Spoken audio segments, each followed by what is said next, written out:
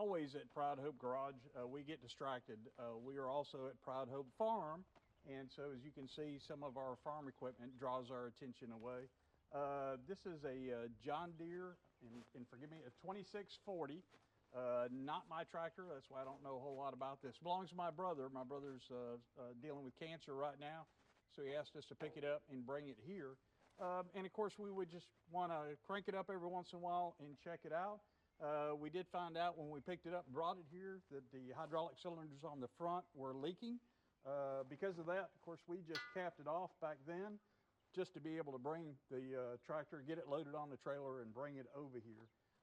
So what we're going to do today is pop off the cylinders, take those to a shop and get new seals put in those. So hopefully we can get her to start up. I know Richard had mentioned it has a little bit of a starter switch issue. So we'll see. Let me give it a try. See if we can get her to crank up here. Good running tractor. Last time we moved it. Well, that was probably 6-7 weeks ago. That's been like. Is it longer than that? That's been like 6 months ago now. Nah, it hasn't been that long. It's been a minute. It was this summer. Anyway, it's been a while since we brought it here. Get it neutral. It is a diesel, so we'll pour a little bit of throttle on it and try it. Oh.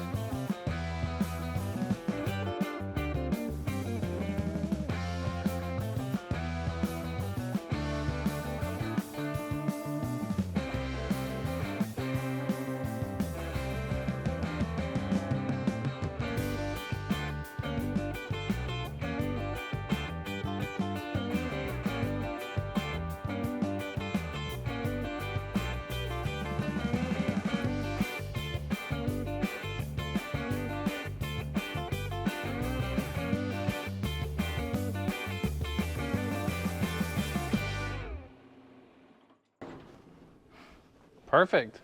That's the most abrupt cutoff I've ever heard on a tractor. Yeah, it could, so this wheel is towed in, needs to get towed out. The whole front end I would open up by several inches. I think it's not a starter. I think it's a solenoid sitting on top of this. I agree. Yeah, because you can hear it trying to click, click, click. but it's just not. And sometimes you can take solenoids apart and clean them because it's so a solenoid is basically a electromagnet. There's a series of windings that are usually around some sort of a steel pole, and so normally spring loaded one direction or the other, usually out. And so when you apply electricity to that set of windings, it becomes an electric magnet, and it will pull that steel bar inside. When it pulls that steel bar inside, or pushes the steel bar, as the case may be, the steel bar will have on the end of it, usually like a disc, like a flat washer, and that washer either gets thrown into or pulled into a set of contacts. And so normally in a unpowered mode, it's retracted away from those two contacts. As soon as you apply power, like turn the ignition switch or push the start button, the electromagnetic field gets electrified, pulls that steel rod in, pushing that disc up against those two contacts, makes contact across it, so it passes battery power then through that disc into your starter. So let's go take a look at the solenoid I'm talking about.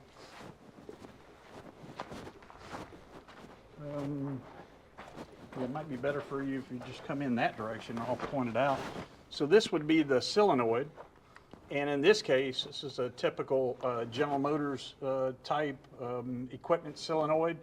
It does two things. On this end, you can see where the electrical contact will be made. So this would be the wire coming in from the battery.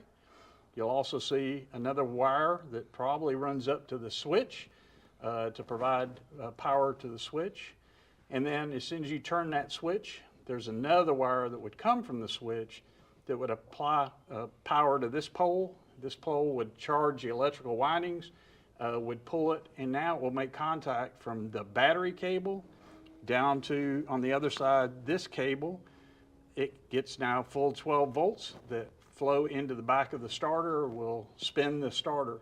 It also has got a Bendix here, and so that solenoid does two things: makes the contact, also pulls a yoke that sends a Bendix into the flywheel. So as the starter is spinning, now the Bendix or the teeth are engaged. So a small gear on the end of the starter is engaged with the teeth on the big flywheel, so it can spin the engine over and start it. So starts right up though once the starter engages. So sometimes you could just replace this, and you can see here there's bolts on either side of the wing here. In many cases, you can just replace that. So that might be a good place to start then on that. Let me go take a picture of it. Actually, we need to get it into a no start mode again, and then we can confirm that. But there's a part number right there on the side of the starter. Gives me a good place to go look it up, see how much a whole starter would cost, or just a starter solenoid. Do you want to let the hydraulics down so we can get this cylinder off? Yeah, that's a good thing. Now, of course, that requires me to crank it back up, doesn't it? Which might give you your no start you were looking for. I'll tell you what, if you'll get up there and do the starting, I'll grab a multimeter and be ready to check it just in case it gets us to a no start position again. And again, the way I'm going to check it is, does it send power or does it not? You might have to do it from the side there. Yeah, there you go. All right. Let me get a set of glasses on at my age. I'm required to see anything. Hang on, let me reposition your multimeter where I can see You got it. your keys down there? Oh, I do. Stand by.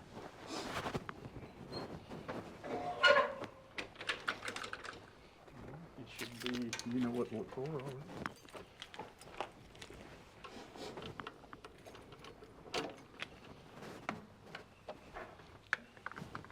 Watch it fire right up. Yeah, probably now that it's been exercised a little bit.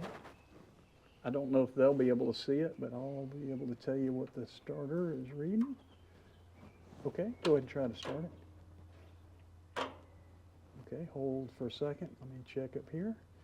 You got 12.6 volts. He tried to start it.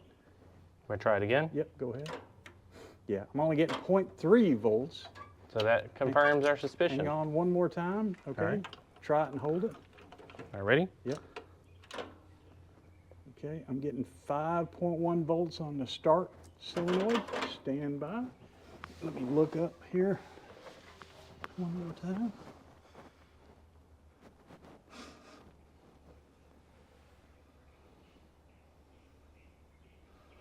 That is a little low on the voltage from the start switch. So it could be a start switch problem. I'm just looking to see.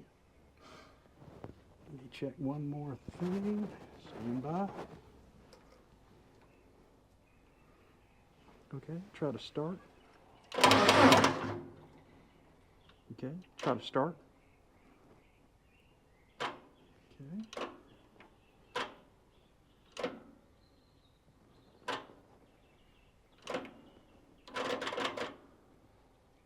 Again, switch it on and off. Keep trying to. Okay, no, that does tell me it's a start solenoid problem because it was spinning over at 5 volts. So maybe that's all it needs to send from the switch is 5 volts. I guess let me get it to crank and then we'll fix our loader. Yep. So we can get the cylinder off. If it'll crank now. If not, I can jump it.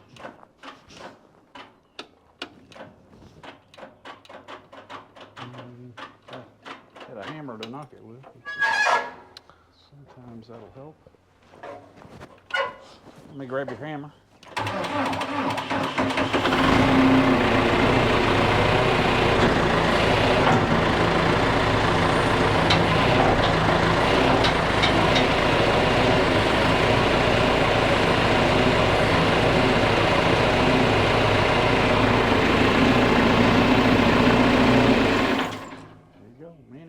Shuts right off and cranks right up.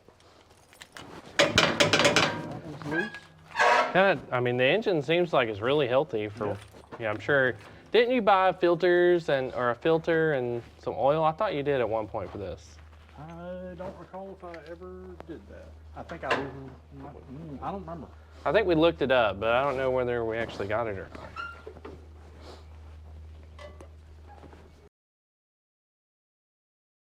Adjusting here and here. And to be clear, you should be able to, as you pull this out, be able Also to adjust disconnect that this arm as well. and adjust that arm, yes. So I guess we'll put this on a quick time lapse while we pull these cylinders off, and then maybe we won't get sidetracked anymore today. We will, I assure you. All right, we'll see you in just a second.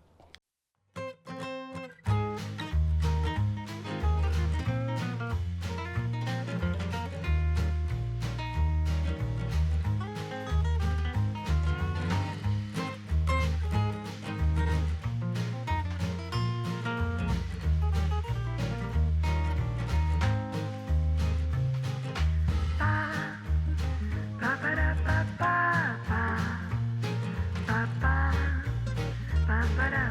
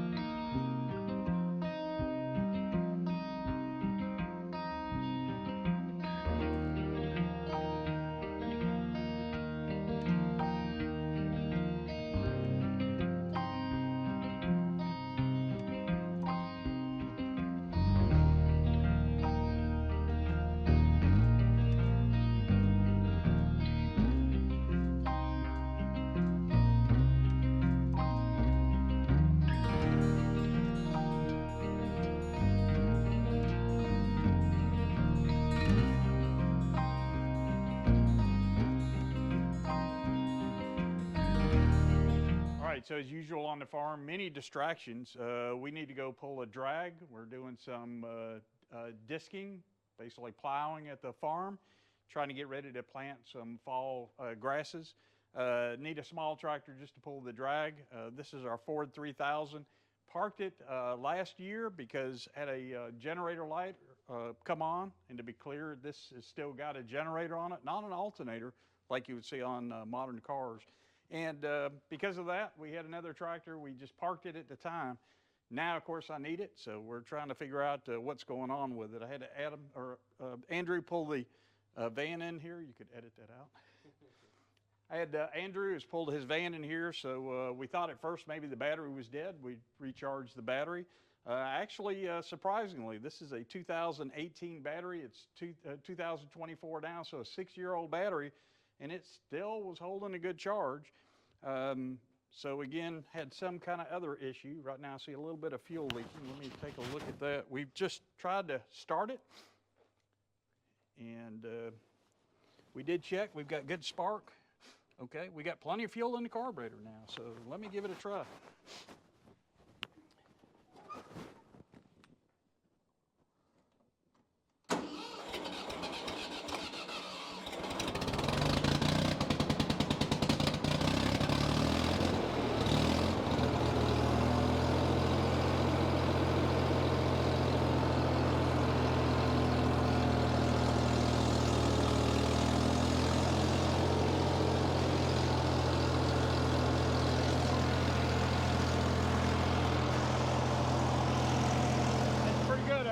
A year of sitting here, but it fired right up.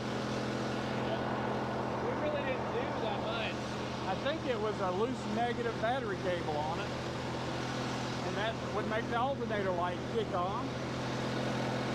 And for that reason, we parked it a year ago. And here it is running.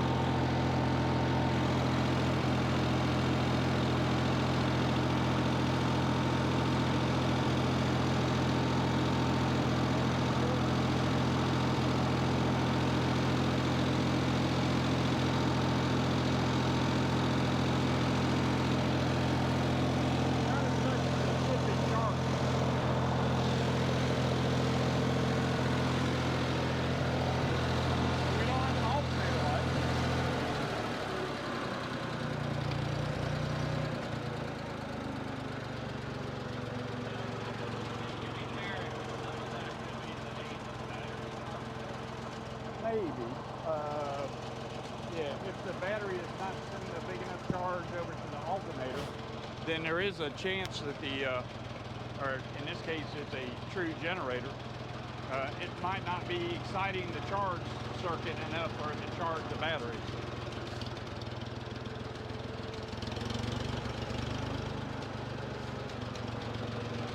Let me, if you don't mind, fire up the air compressor. Let me put some air in that tire. We'll take it out and drive it around. It is kind of funny. We're out here for like 15 minutes messing with it. I thought, well, let's just throw the camera on and see, and then it fired right up. It just wanted to be on camera. That's all good.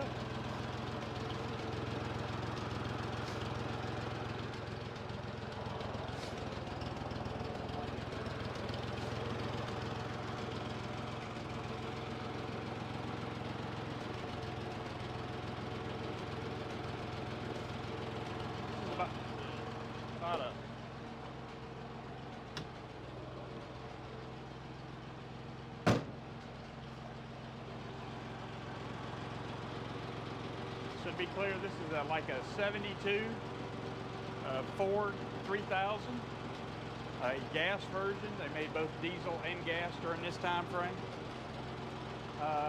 Memory serves me correctly, around 34 horsepower. But back when this came out in the 70s, this was a very nice farm tractor for small, mid-sized farms. A great utility tractor even to this day. Needs a little cleaning up. Been sitting here in the barn for about a year and a half probably. And at some point, maybe even a new paint job.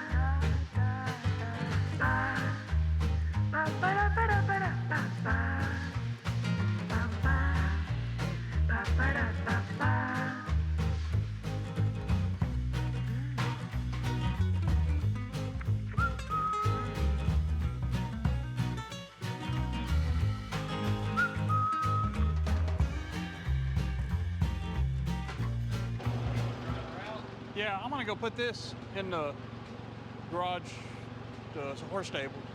Okay. And then that gives us room to put the rake right here, I think. Do you want to take the camera for a ride? Yeah, sure. Requires me to remember the gearing on this. So this gearing is very faded. I need to buy a new sticker for it. Because this is not like any of the rest of them.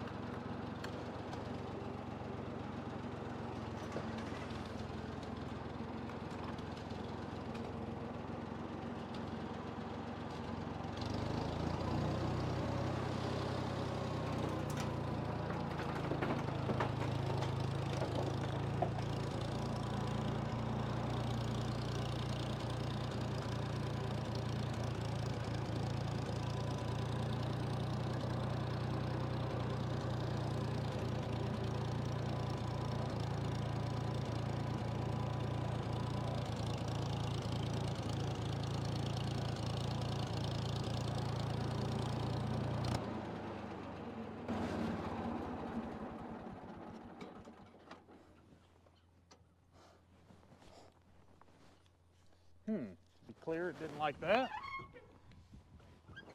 Let's try it again.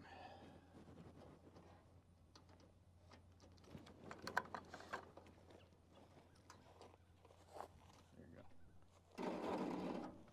Oh, probably just disconnected the negative. Like I said. It's all about experimenting. Yeah. What a beautiful day. Gotta admit, this is sweet.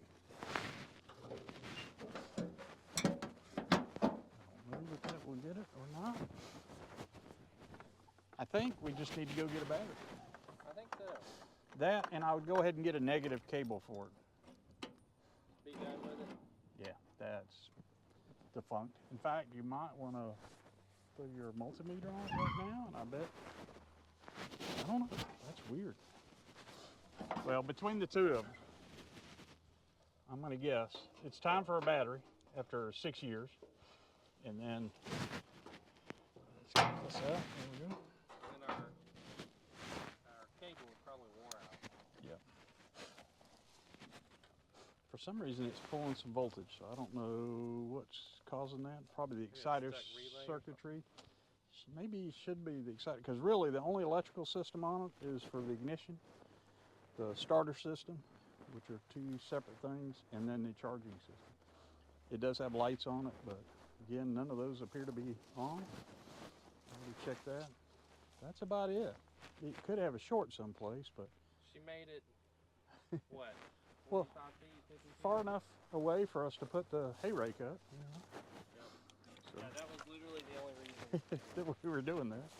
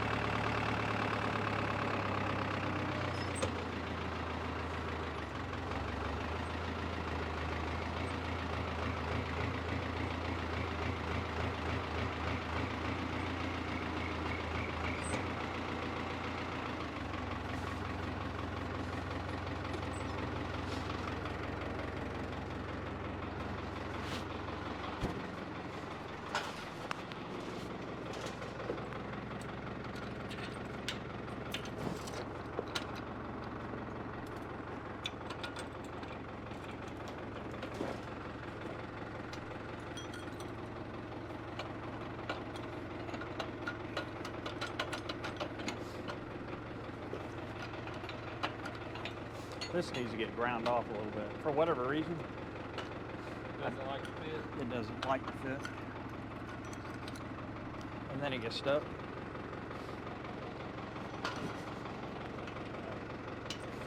I think we're She'll ride. Yep.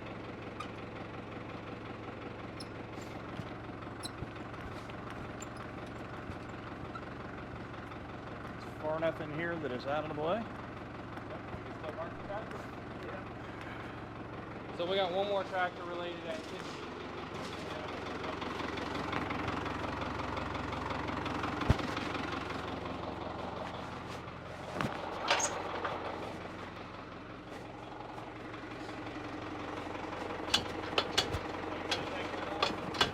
Well, we got to move that fork, right? How'd you do that? I picked it up with the Oh. bottom.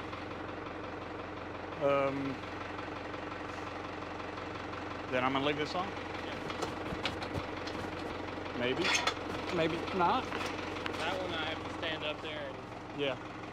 It needs lubricant. It almost always needs lubricant.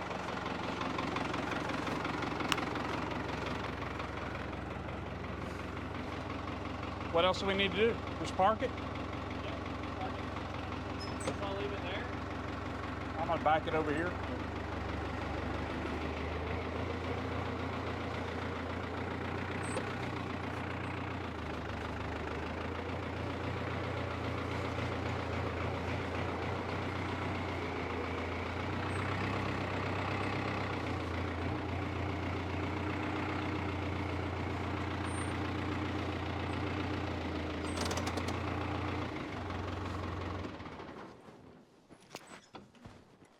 As they can probably tell, this barn is not in very good shape.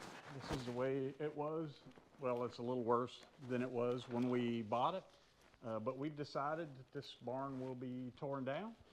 Our plan is hopefully maybe next year this becomes our new shop for Pride Hope Garage.